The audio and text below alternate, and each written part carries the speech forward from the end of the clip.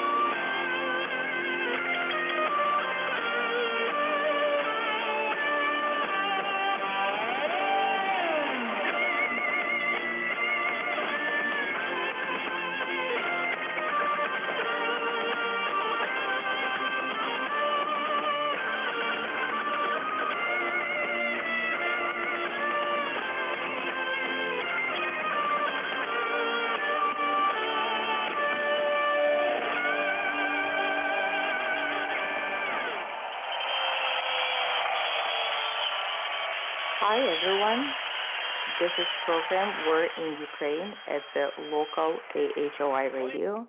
Thank you for being with us, and as you probably already know, this program is streamed every Friday at noon, and the purpose of this program is to bring real stories from regular people in Ukraine to you guys in the Story County.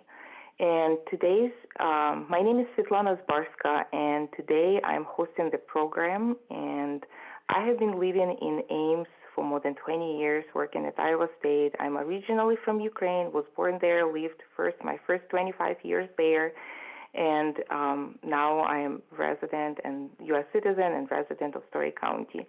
And so thank you for listening to us, and I hope you will find today's story interesting because actually that's continuation of some previous program. Our guest today is Alex Borovenskiy. He is a director of English-speaking theater in Kyiv, Ukraine, so he is in Kyiv right now. Hello, Alex. Thank you for being with us today, and please introduce yourself in more details and tell us how was the beginning of the war for you, for your theater, and then my following questions would be, how has it changed during the last 2 months or maybe months? Hello, Svitlana. Can you hear me well? Yes, a little bit louder. Mm-hmm. Hello? Sorry, I think we are having some technical difficulties with internet. That's happening. Again, our guest speaker is from Kyiv, Ukraine, and some technical difficulties might happen. While we are waiting for those to be fixed. Okay, so he's coming back. Oh, no, we just lost him. We lost him again. Well, I will tell you that we are streaming this program on Facebook. So you're welcome to watch us on KHOI radio Facebook page. And now Alex back. I see you, Alex. Thank you for being with us. So did you hear my question? Yeah. So my answer went away. I guess I started with it. Like I say, my name is Alex Borovenskiy. I am the artistic director of ProEnglish Theatre, the only English-speaking theater in Ukraine. We are located in Kyiv, the capital of Ukraine, and those people who can see the stream in Facebook right now, you can actually see the premises of the theater. We are what you call the black box theater, quite small, quite independent. And because of this, we're located in basement. And answering the question of the beginning of the war, this is how the war started. Me and my team, the company of the theater, we spent 1 month, end of February and the whole March in the premises of my theater, actually living in the basement, living in the space where we used to perform. We slept in the performance area. We were covering ourselves with the curtains. We were sleeping where the audience would used to sit. In the place where we used to rehearse, we made it into a canteen, giving food to us and to local people, because it's not only actors and directors who stayed here, but also the local people from nearby buildings. All in all, we hosted like 40 people during this March attack on Kiev. You guys probably heard about it. It was a big one. So all March we stayed here.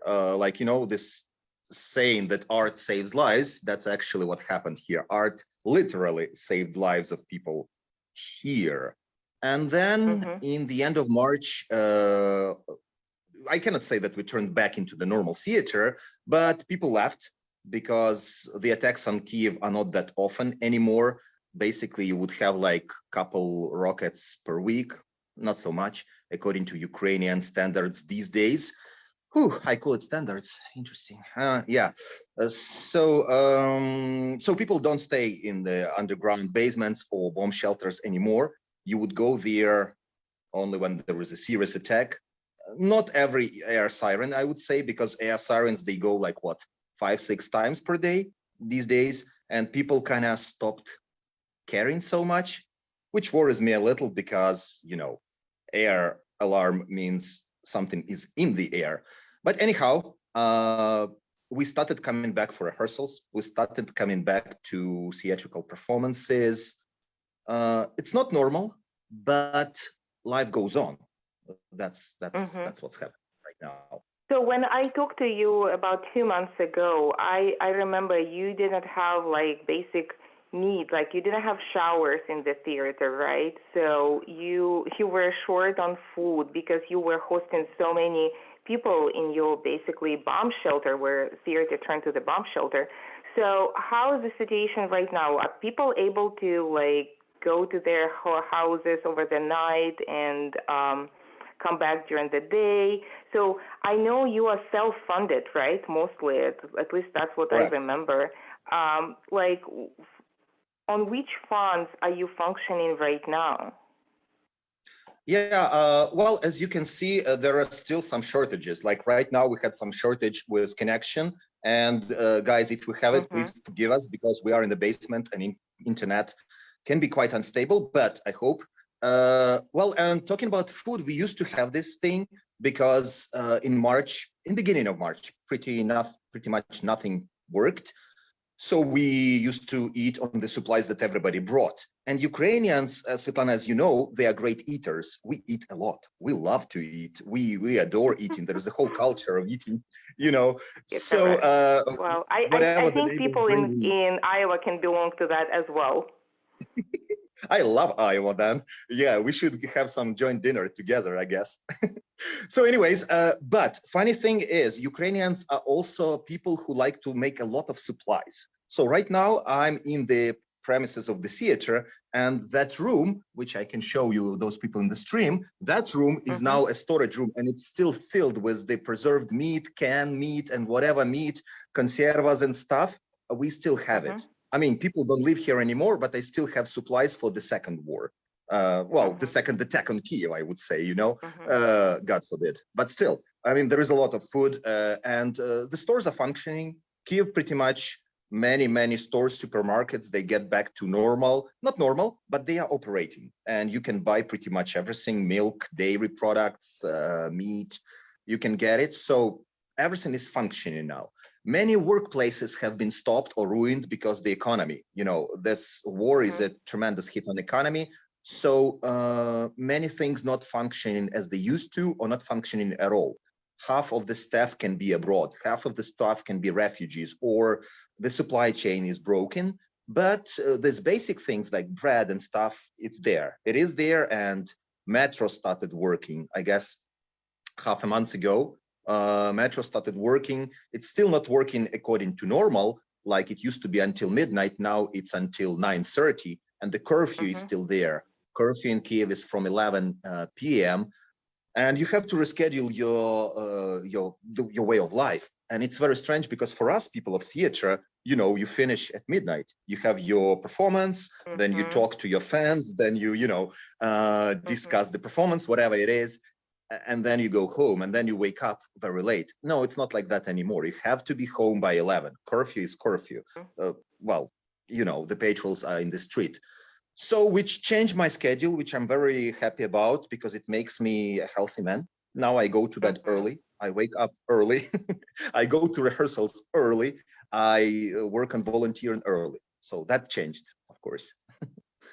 I like how you find positives in everything. So I really like it because, well, another question I had, like from where you got your positivity, because to perform and share this positivity with audience, you have to get it from somewhere. So you just mentioned that you back to the more normal schedule. So what else is fulfilling your life to make it happen, to make you happy? Yeah. In all honesty, Svitlana, I mean, I can't say that this is normal positivity. I call it caffeinated positivity because I take 3 or 4 cups of coffee a day. And luckily we are this theater basement, but we still have a coffee machine. That's very helpful. So I'd say February 24th, me personally, and most of Ukrainians, we got on this wheel.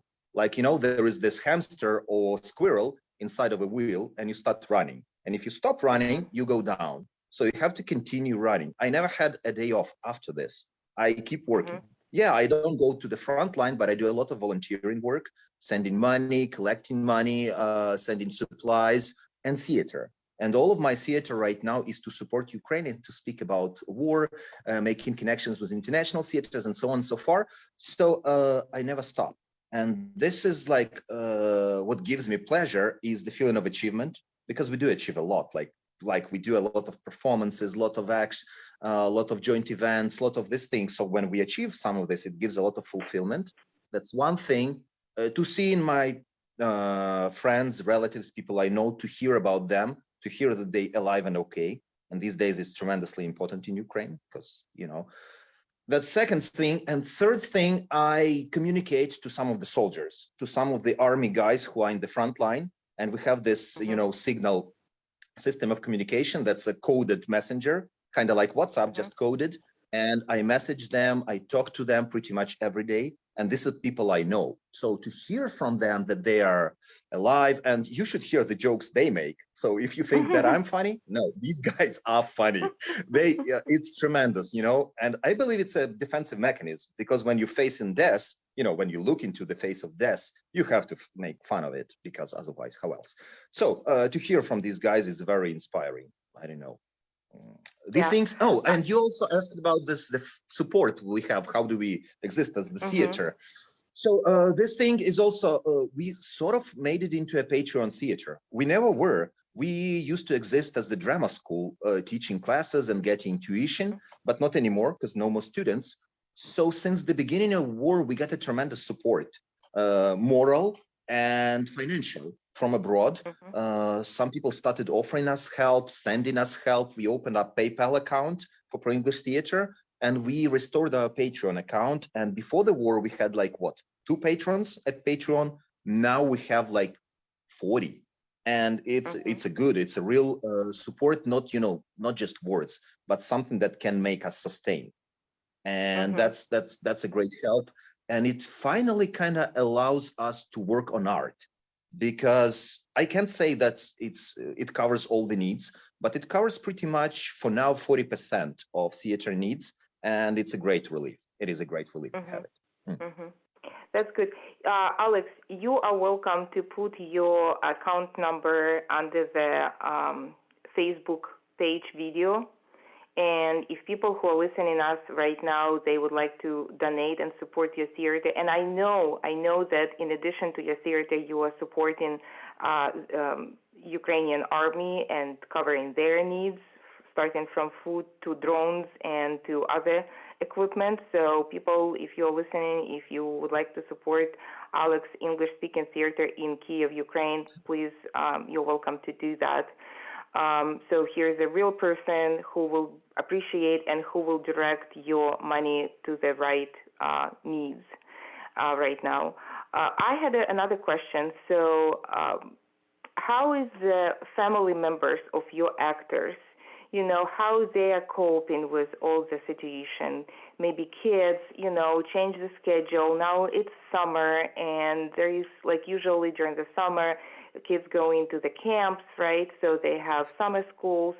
I know it's almost locking everywhere, in Ukraine, things like that right now. How are your actresses who has kids, or maybe your family, how they are dealing with that? Well, I can tell you several stories about that. Just a couple of days ago, we were supporting Melpomene of Tavria. This is one of the biggest theatrical festivals in Ukraine, and it's their 24th installation, and 24 years, almost like as old as the independent Ukraine. And traditionally, they are supposed to be held in Kherson, in city of Kherson, but Kherson right now is occupied by Russians. So the director of the theater and the festival managed to escape, and they are my friends and so on. And they did this festival all over. They did it in Kiev, in Lviv, some other countries jumped in, and it became like the big international festival. But a friend of mine who is organizer of the festival, her relatives are still in Kherson. So her parents are still there. And it's a tremendous thing because well, she manages to talk to them. Russians are trying to block the cell phone connection, to cut the internet. Well, pretty much like North Korea, just on a bigger scale, if you could say this way, like, limiting the access for people to free media and to information per se. So anyways, but they still manage to get this connection, and they talk pretty much every day. But this girl, she has to be very careful on what she puts on social media, even here, like in Ukraine, because it's checked. And if this connection is traced, if they understand that, okay, this girl is in Ukraine, but her parents are here in Kherson, they can be detained, they can be hostage. So like, I don't know, to me, it's like the times of fascist occupation, when you have to be very, very careful about what you say and do. With the only difference, we now live in a digital world, so you have to be very, very careful about what you say online. It's very strange. With my parents, it's not like that. My parents live in a small town of Cherkasy, which is in the very center of Ukraine. It's so quiet, so peaceful. I believe there are such towns in Iowa. So it's Cherkasy would never be occupied by no one. Nobody would care about Cherkasy. It's never, in the center of roads or something. It's not strategically important. So, I mean, I feel very safe about my parents. At the same time, it's much closer to Kharkiv. My sister-in-law now in Cherkasy region as well with her two kids. And she's saying the same. She said, like, look, there is no strategic objects, nothing like nuclear plants or anything like that. So the interest for Russians to occupy it probably would be lost on the list. Yeah, it's not worth it. And yeah, luckily. But well, that's my parents. My girlfriend Annabelle, she is with me. Well, she's been with me since, well, 7 years we've been dating. But like there's been a big thing in March when we were speaking together, like, you should leave, girls can still leave the city. And she told me from the very beginning, no, I'm not leaving you. I'm not leaving our theater. I'm not leaving everything that we've created. I was like, oh. So she was with me, she's still with me, and it's like a tremendous help from her. And with her help, we're starting a little bit of our drama school, which is a big thing for me because we start with kids. We're starting doing these free workshops for teenagers. Every Saturday, we're doing these free workshops for them. And it's not just like our acting workshops, but this is workshops that's supposed to deal with the post-traumatic syndrome. So we're doing this physical relaxation exercises, breathing techniques, psychological things, and acting that allows the guys to kind of, feel as a normal person. Pretty much as a normal person, because who feels normal in Ukraine now? Nobody. Yeah. But still, yeah. And Annabelle organized it, and I'm very proud of her and happy. Plus, she's an actress, a great one. And we managed to stage a performance, The Book of Sirens. While we were here living in a theater bomb shelter, we staged a monodrama, and Annabelle is the main actress there. I directed it. And in May, we managed to send this performance to Spain on a tour. And we had Wow. a tremendous, yeah, I mean, it was so strange because I stayed here. Men are not allowed to leave Ukraine, and I don't want to. But it's a monodrama, so Annabelle went alone with a friend, a female friend, the piano player, and together they did Madrid, Alicante, Bilbao, and something else, 4 cities in Spain, and with a tremendous, receiving. We had like 6 interviews per day and the full house every time she performed. And we're trying to go Germany next month with the same performance because it's totally worth it. It's a story of a little German town in 1943 being bombed. And it's a story in reverse, because it's like there is no difference. Every war is the same. Plus, Russia right now is doing what Germany did those days. So, that's a story. It's a very simple message. War is evil. Yeah. And whoever started the war is evil. Yeah, so Germany is next on our plans. And, there's another thing. We're taking this performance to New York. So, like we come into US, there's already a date. October 4th, we opening up United Solo. And United Solo is the biggest monodrama festival in the world. And we've been invited to open up for them. And I'm like, yes. And for this, I'm going to get a permission for myself as well to go. It's tremendously important to bring this word in English, because that's a performance in English, to US and to speak to American theater makers and audience face to face. So we're going to open up for festival and probably a couple more performances there around Philadelphia. We'll see. New York for sure a couple times. Yeah. Right. I don't know about maybe Iowa. We can talk but after this program. Maybe you will be able to come to Des Moines, and Iowa people will have privilege to see your performance, So that's maybe something. I'm glad you mentioned because I'm hearing about that for the first time as well as our listeners. That's excellent. That's outstanding.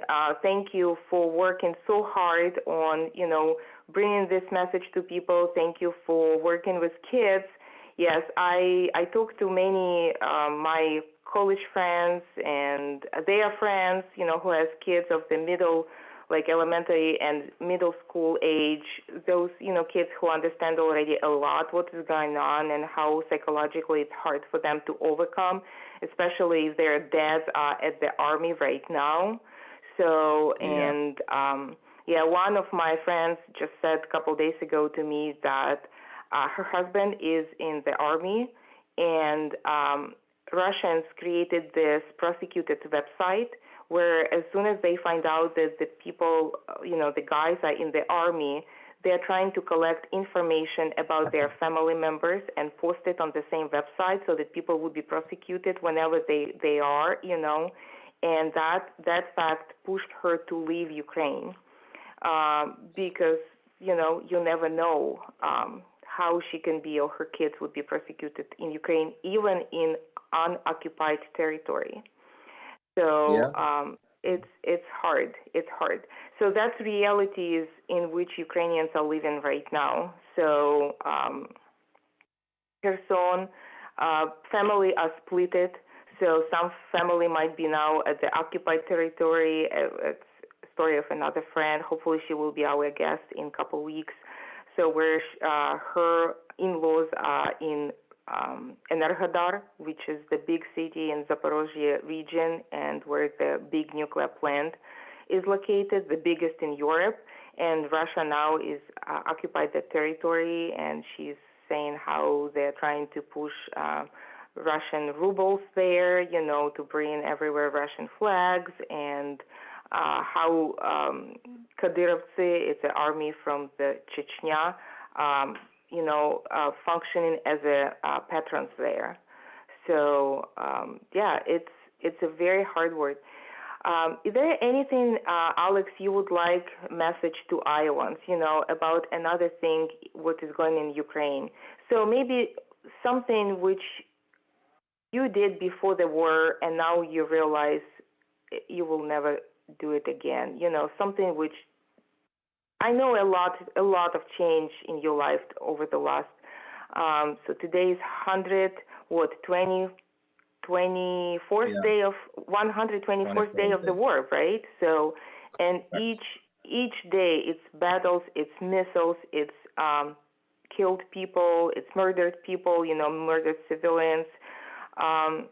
So what, if you would look to your pre-war life, what do you think you will never do it in your new life? Great question, actually. Well, I'm going to say about something very simple that I never noticed with myself as a person. The war did this spreading, before the war and after the war. And none of us, and me personally, will never be the same. But there are three things that I did and that I changed myself. First of all, I moved from the left bank of Kiev, which is the further district. I moved very close to the center, and now I live 50 meters from my theater, because I understood with this war kind of brings the most important for you.